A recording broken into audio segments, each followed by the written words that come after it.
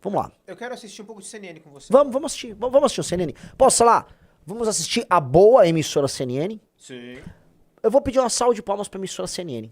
Apenas confie no pai.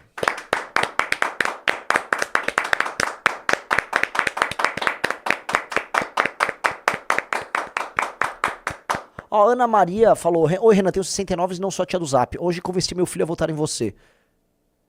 Uau! Mano. Vamos lá, vamos ver aí. Os filhos ele garante, os filhos de eleitores de direita, mas ele precisa de uma imagem mais amadurecida e se equilibrar nessa ideia de ser um outsider, de fazer e falar o que o político profissional não faz nem fala, mas ainda assim passar alguma credibilidade para aquele eleitor mais conservador à direita. É por aí, ele é conhecido dos filhos e ele também planeja influenciar os pais através dos filhos. Então, por exemplo, ele comentou com a gente, ele teve com prefeitos, deputados, estava aqui em Brasília. Brasília foi invadida por prefeitos essa semana, né? E aí ele teve uma recepção muito boa, ele acreditava que ia ser vaiado pelos prefeitos, né? E quando ele viu, ele teve uma recepção que eles consideraram muito positiva. Tem deputados de outros partidos que falam, olha, conheço você através do meu filho. Então, querendo ou não, é ir pelas beiradas para chegar ali nesse centro do eleitorado e conseguir ter uma votação, uma intenção de votação mais competitiva nessa reta inicial ainda de campanha. Então, no caso do Renan Santos, isso passa também por um plano de você pensar na criminalidade, sobre a ótica também de desfavelização, de combate à invasão de propriedade privada. Então, eles têm um plano de propor um mapeamento dessas invasões e, com isso, também trabalhar em um plano de mitigação. Eles até mostraram um vídeo para a gente do que seria o projeto final dessa desfavelização. Então, aquela configuração tradicional que a gente tem no imaginário de favelas, até mesmo sendo substituída pela verticalização de prédios efetivos. Então, tudo isso está dentro desse cerne da campanha. Flávio Bolsonaro já demonstrou incômodo com Renan Santos.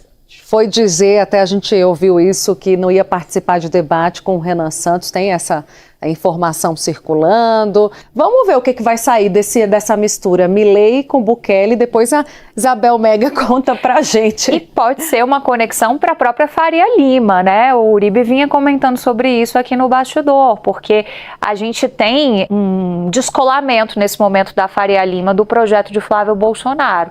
A desconfiança chegou lá em São Paulo e chegou forte. Então a Faria Lima também fica vendo para onde que vai neste momento em que a candidatura de Flávio Bolsonaro se torna também uma dúvida e ela se torna radioativa até para esses grupos financeiros. Bel, obrigada pelas informações. Cobertura sólida, muito bem feito, parabéns, CNN.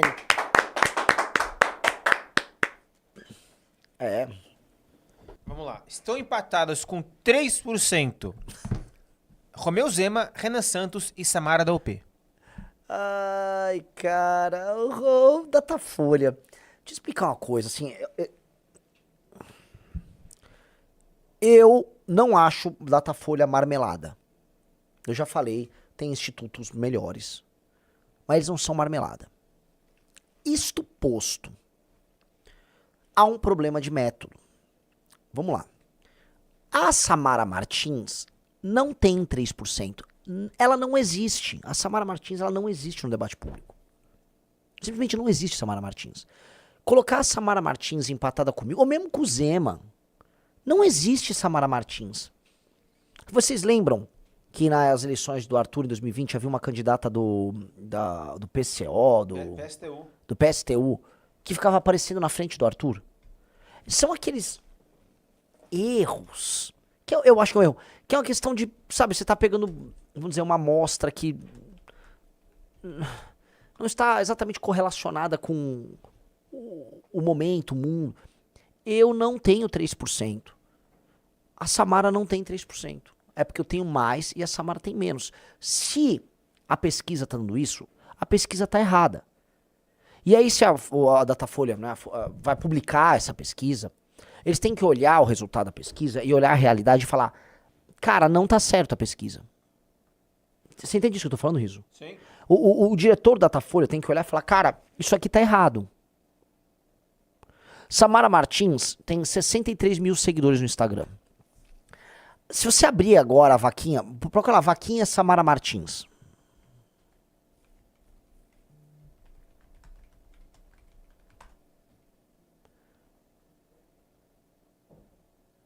Vamos lá.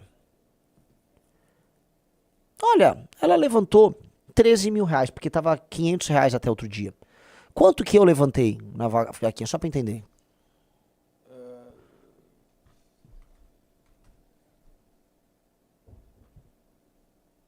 Eu levantei 248 mil reais. Eu levantei quase 20 vezes mais do que a nossa amiga Samara. Entenderam? Foram quase 20 vezes mais do que a Samara. Eu não posso ter o mesmo percentual da Samara. Eu tenho 1,4 milhões de seguidores e no Google Trends, modéstia à parte, eu só não sou mais pesquisador que o Flávio, que está em crise, e que o Lula, que é o presidente. A Samara não existe. Então, quando você pega e olha ali direitinho, com muita calma, o caso da Samara Martins, no resultado apareceu 3%, você, diretor do instituto, tem que falar, cara, temos um problema de metodologia. Um cara falou, não seja snob, Renan. Pelo amor de Deus, eu não tô sendo snob. Eu nem tô divulgando minha vaquinha. Esse problema já aconteceu antes. Datafolha de setembro de 2020, Arthur Duval, 2%, Vera Lúcia, 2%. Vocês entendem? A Vera Lúcia do PSTU, ela não tinha 2%. Quando veio a eleição, ela teve o quê? Acho que foi 5 mil votos. Deixa eu ver. Sabe, não existe a Vera Lúcia do PSTU. Assim como não existia a Samara da UP. Se sua pesquisa captou elas, sua pesquisa tá errada. Eu falo isso pro Datafolha. Por favor, corrijam o método. Tá errado. A Vera do PSTU teve 3 mil votos. O Arthur teve mais de 500 mil votos.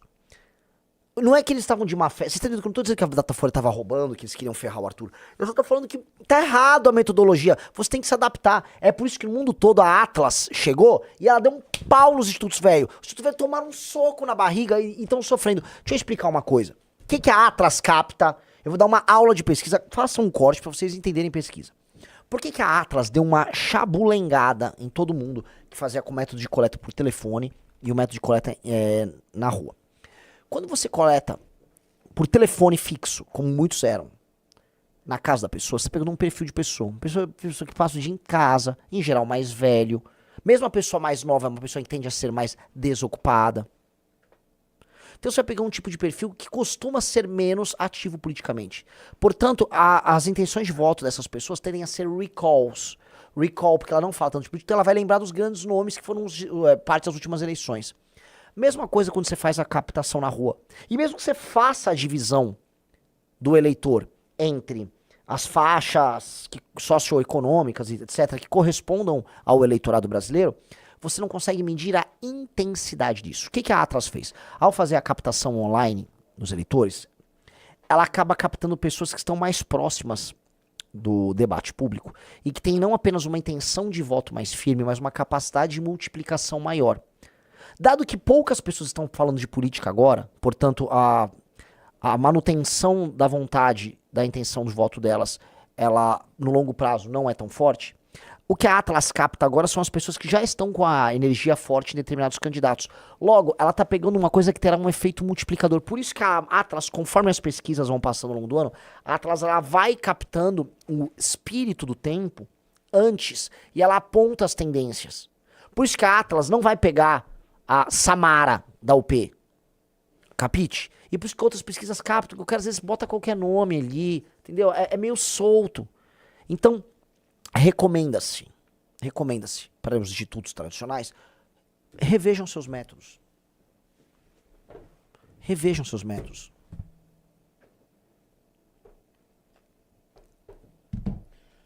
E aí, curtiu o corte? Então não vacila, deixa o seu like, compartilha com os amigos, se inscreve no canal e ativa o sininho para não perder os próximos. Um abraço e até o próximo vídeo, porque o futuro é glorioso.